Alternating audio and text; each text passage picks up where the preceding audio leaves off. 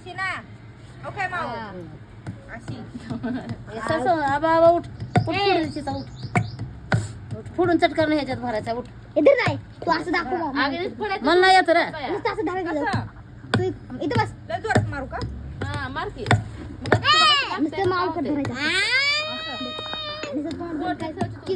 असं दुसरा बाहेर काढ घेतलं हे असं करो असं